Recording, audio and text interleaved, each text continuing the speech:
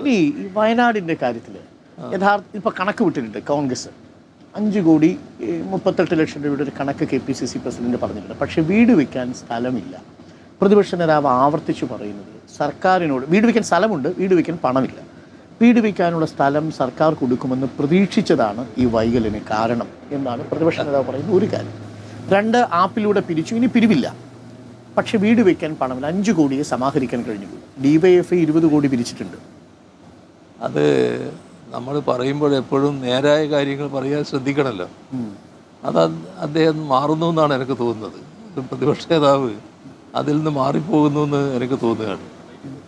ഇവിടെ വീട് വെക്കുന്ന സ്ഥലവുമായി ബന്ധപ്പെട്ട പ്രശ്നങ്ങൾ ഞങ്ങൾ രഹസ്യമായിട്ട് കൈകാര്യം ചെയ്തൊരു വിഷയമല്ല.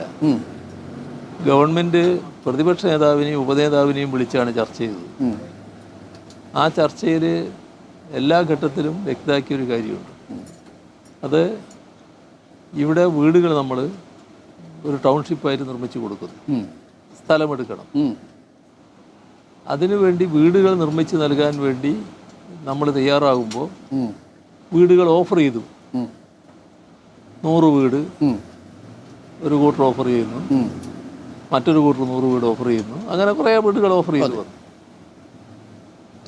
അപ്പോൾ നമ്മൾ എല്ലാവരും ഈ ഡിസ്കഷനാണ് എങ്ങനെയാണ് നമ്മളിത് കൈകാര്യം ചെയ്യുന്നത്. നമുക്കൊരു എല്ലാവർക്കും വീട് കൊടുക്കുന്നത് നമ്മൾ ഒരേ തരത്തിലുള്ള വീടായിരിക്കണമല്ലോ. ഒരു വീട് നന്നായി, ഒരു വീട് ചെറുതായി, ഒരു വീടിന് മാറ്റം ഉണ്ടായി, അങ്ങനെ വരാൻ പാടില്ല. ഒരു ഏകരൂപം വേണമല്ലോ. അത് ശരിയാണ്. നമുക്ക് ഒരേ തരത്തിലുള്ള വീട് മതി എല്ലാവർക്കും. അപ്പോൾ അത് നല്ലത് സർക്കാർ തന്നെ നിർമ്മിക്കുന്നതാണ്. നമ്മൾ കണ്ടു. അപ്പോൾ എങ്ങനെയാണ് പൈസ ഓരോരുത്തരും വീട് നിർമ്മിക്കുന്നതിന് അവരവരെ നിർമ്മിക്കുക എന്നുള്ളത് അത് വേണ്ട. പൊതുവെ ഒന്നിച്ച് തീരുമാനിച്ചാൽ മതി. അതിന് പൈസ വാങ്ങിയാൽ മതി. ഞങ്ങൾ ഒന്നിച്ച് തീരുമാനിക്കുകയാണ്.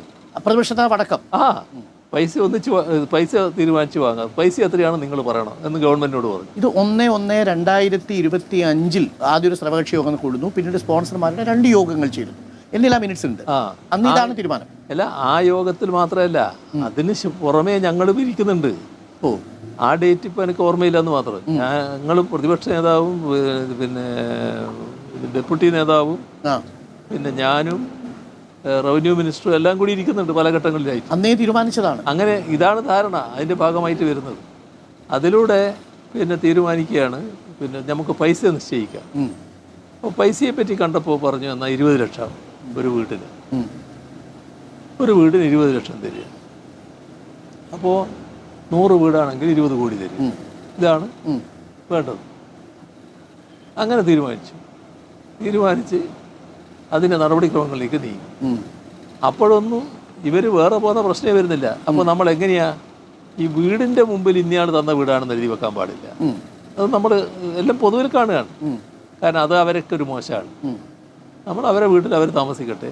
നമ്മുടെ മുമ്പിലത്തെ ഒരു ഫലകത്തിൽ ആരൊക്കെ സഹായിച്ചു, ഇതിന് സ്പോൺസർ ചെയ്ത ആരൊക്കെ എന്ന കാര്യങ്ങൾ എഴുതാം. അത് മതി. എല്ലാവരും സമ്മതിച്ചു. ഇതെല്ലാം കഴിഞ്ഞതിന് ശേഷമാണ് ആദ്യം ലീഗ് അങ്ങ് മാറുന്നത്. ലീഗ് മാറുന്നത് പക്ഷേ ലീഗിൻ്റെ പൈസയുണ്ട്. അവർ സ്ഥലം വാങ്ങി വീടെടുക്കുക എന്നുള്ളത് തന്നെയാണ്. അത് അവരൊക്കെ താല്പര്യമുള്ള ആൾക്കാർക്ക് കൊടുക്കുക എന്നുള്ളതായിരിക്കും അവരുദ്ദേശിച്ചിട്ടുണ്ടാകും. ഏതായാലും അത് ചെയ്യാൻ പാടില്ലായിരുന്നു എന്നുള്ള അഭിപ്രായക്കാരനാണ് ഞാൻ. വിട്ടുപോകാൻ പാടില്ല. അതെ, ഇരിക്കട്ടെ. ഏതായാലും അവരങ്ങനെ ചെയ്തു. അപ്പം അപ്പോഴും പ്രതിപക്ഷ നേതാവിനോട് ചോദിച്ചു ഇതെന്താ അങ്ങനെ ചെയ്ത്, അങ്ങനെ വിട്ടുപോകേണ്ട കാര്യം എന്താണ്? അപ്പോൾ അതിന് പിന്നെ വേറെ അവരെ കുറ്റപ്പെടുത്തിയൊന്നും പറഞ്ഞില്ല. അതോ അവർക്ക് കാരണങ്ങളുണ്ടെന്നൊക്കെ പറഞ്ഞങ്ങ് നിന്നു. അപ്പോഴും കോൺഗ്രസ് സ്വന്തം സ്ഥലം വാങ്ങുന്നില്ല. അങ്ങനെ ഒരു അഭിപ്രായമില്ല. അങ്ങനെ ഒരു നിലയെ എടുക്കുന്നില്ല. അതും കഴിഞ്ഞതിന് ശേഷമാണ് ഒരു ഘട്ടത്തിൽ കോൺഗ്രസ് വേറെ പോകുന്നു എന്ന് പറയുന്നു. ഞങ്ങളുമായിട്ട് ഒരു ആലോചന നടത്തിപ്പോയതല്ലത്. ഞങ്ങളോട് സ്ഥലത്തിന് ചോദിക്കുന്ന പ്രശ്നമേ വരുന്നില്ലല്ലോ.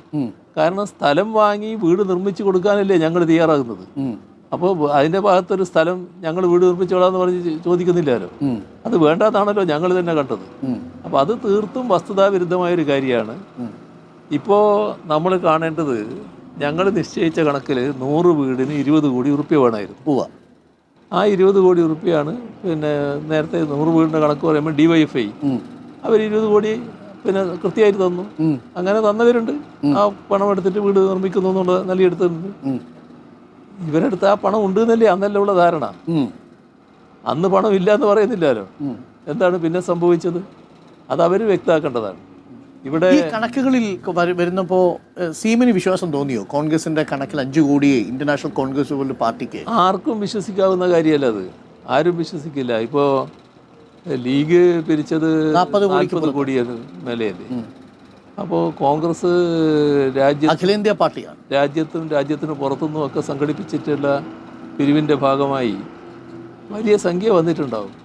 അത് അവരെ പാർട്ടിയുടെ രീതി വെച്ച് അതിനെന്തൊക്കെയോ സംഭവിച്ചു. അതാണ് എന്താണെന്ന് CM ആരോപിക്കുന്നില്ല. അതാണ് കാണാൻ. ഞാൻ പറയുന്നത് കോൺഗ്രസിൻ്റെതായ ശീലവും സംസ്കാരവും ഉണ്ട്. അതിൻ്റെ ഭാഗമായി വരുന്ന കാര്യങ്ങളായിട്ട് ഞാനതിനെ കാണുന്നുള്ളൂ. പക്ഷേ വേറൊരു കാര്യം നമ്മളെല്ലാവരും ആലോചിക്കണം. നാടിന് ദുരന്തം വന്നാൽ ആ ദുരന്തത്തിൻ്റെ ഭാഗമായി പിരിച്ച് വിട്ടടിക്കാൻ പാടുണ്ടോ? അത് ഗൗരവമായിട്ട് ആലോചിക്കേണ്ട കാര്യമാണ്. അത് തടയാൻ ആവശ്യമായ നടപടികൾ സ്വീകരിക്കണ്ടേ? അത് ഇനിയും നമ്മൾ ആലോചിക്കേണ്ട കാര്യം. ഇതിന് ശേഷവും ആലോചിക്കേണ്ടതായിട്ട് വരുമെന്നാണ് എനിക്കതിലുള്ള അഭിപ്രായം. റൈറ്റ്.